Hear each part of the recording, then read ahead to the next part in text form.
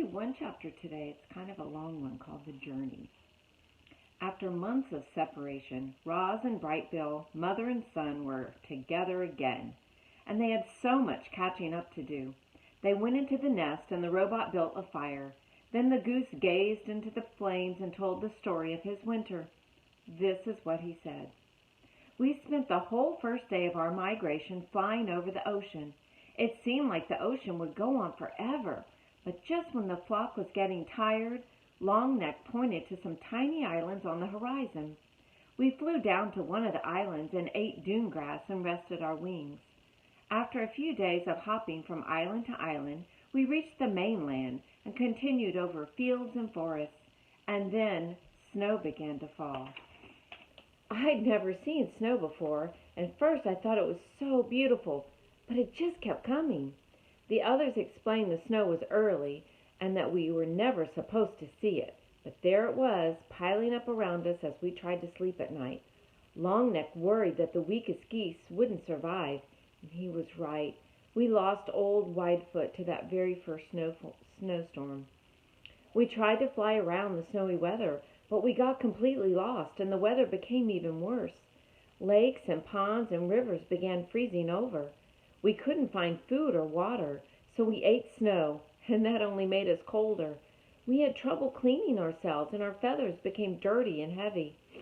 The flock was in bad shape, but Longneck kept us moving. "We are geese," he squawked, "and geese keep moving." One day we were struggling through a snow shower when we saw something called a farm. It had perfectly square fields and enormous buildings, and stomping her way through the farm was a robot. She looked like you, Ma. Longneck sent me over to speak to the robot, but I couldn't understand anything she said, so I just followed her through the farm and around a corner, and then I saw something I never expected. Plants. Bright, colorful plants. I didn't understand how plants could live in such cold weather, but then I saw they were actually inside a building. I learned later that this building is called a greenhouse, and it had clear walls made of something called glass. The robot pressed a button on the wall, and a door slid open, and warm air came rushing out. I hadn't felt warmth in so long that I just had to follow her inside. There's a picture of the farm. Ma, it was like summer in there. The air was warm and sweet and sticky, and there were rows and rows of different plants. The robot didn't pay any attention to me, so I wandered around the greenhouse nibbling on leaves, drinking from puddles, and then I heard a scratchy voice behind me. "If I were younger, I would have killed you by now." I spun around, and it was an old cat.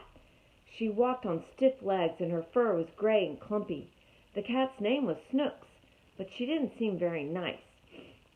When she saw the other geese out in the cold with their faces pressed against the glass, she told me how to open the door. "You can rest here," said Snooks as the flock hurried in, "but stay out of sight. The humans aren't as friendly as me." None of us knew what humans were, but we didn't care. We were just happy to be out of the cold. Loudwing was so happy she cried. The flock drank and ate and bathed and slept and stayed out of the way. Snooks showed us where to leave our droppings so they wouldn't be noticed.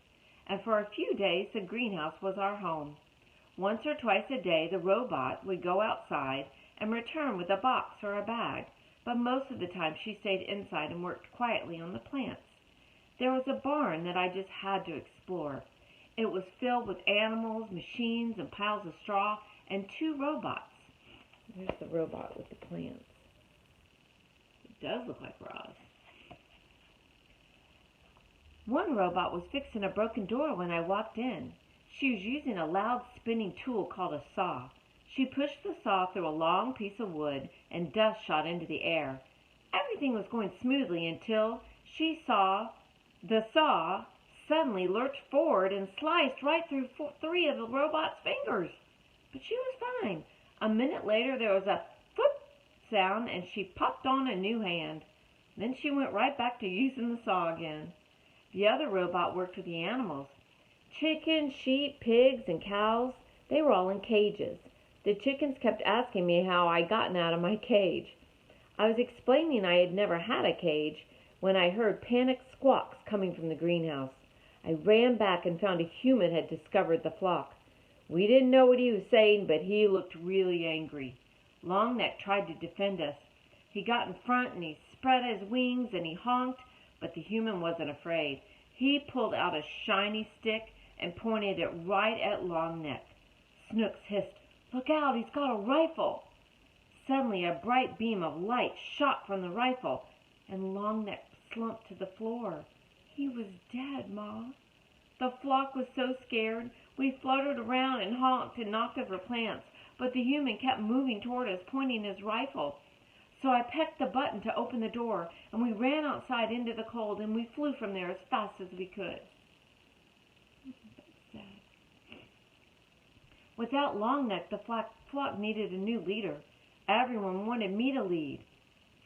But I didn't know what to do, so I started repeating Longneck's words. I squawked, "We are geese, and geese keep going." And then I took the point, and the flock spread out behind me.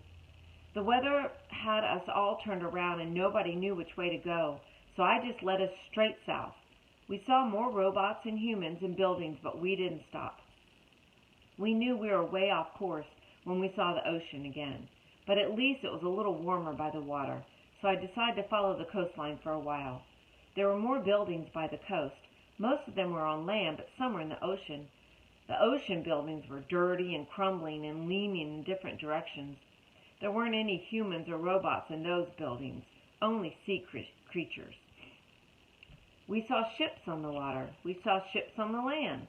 We even saw ships in the air. They buzzed through the sky like giant dragonflies. What are those? Yeah, airplanes. When we reached a place called a city where thousands of buildings and robots and humans and ships were all close together, we stopped to rest on a rooftop. We met a friendly pigeon named Graybeak. She'd grown up there, so she knew everything about the city. She flew us over towers and under bridges and kept us away from all the buzzing airships. And everywhere we went, there were robots. Some of the city robots were like you, Ma, but others crawled on 6 legs, or they rolled on wheels, or they slid up and down the sides of buildings. Some robots were really small and some were really big. They moved things and they cleaned things and they built things, and they did every kind of job you can think of. Graybeak brought us down to a ledge on the side of a building and told us to look through the windows. Inside was a family of humans, and they had a Roz robot. When we looked into the other buildings, we saw other humans with other robots. Every human seemed to have a robot. I told Graybeak about you, Ma, and she wanted to show us one last place. We flew out to the edge of a city to a really big building called a factory. Graybeak brought us to the roof windows, and we looked down into the factory, and we saw machines building sparkling heads and torsos and limbs. The factory was building robots. A machine held up a robot torso and put 2 legs under it, and they snapped it into place. It put feet under the legs and snapped into place. It snapped arms into the shoulders and snapped hands into the arms. A head was snapped on top, and the robot was finished. Ma, she looked just like you. I think that factory was where you were built. I wanted to watch more robots being built, but it started snowing again, so we said goodbye to Graybeak and continued flying south. We saw fewer robots and humans and buildings and ships. The air became warmer and the snow disappeared. We started seeing other flocks of geese in the sky, so we followed them to the middle of a wide grassy field where there was a lake and hundreds of other geese. We'd finally reached wintering grounds. After all we'd been through together, our flock had become very close. We kept to ourselves, eating and resting and remembering the geese we'd lost. But after a few weeks, we began to mingle with the other flocks. We met geese from all over the world, and they told us about their homes and their migrations and their troubles with the winter weather. Every flock had lost geese on the way there. A few flocks didn't make it at all. Before we knew it, the early spring flowers were poking up, and it was time to fly home. We followed the usual migration route north. We flew over fields and forests and hills, but we didn't see any signs of humans or robots, and that was fine with us.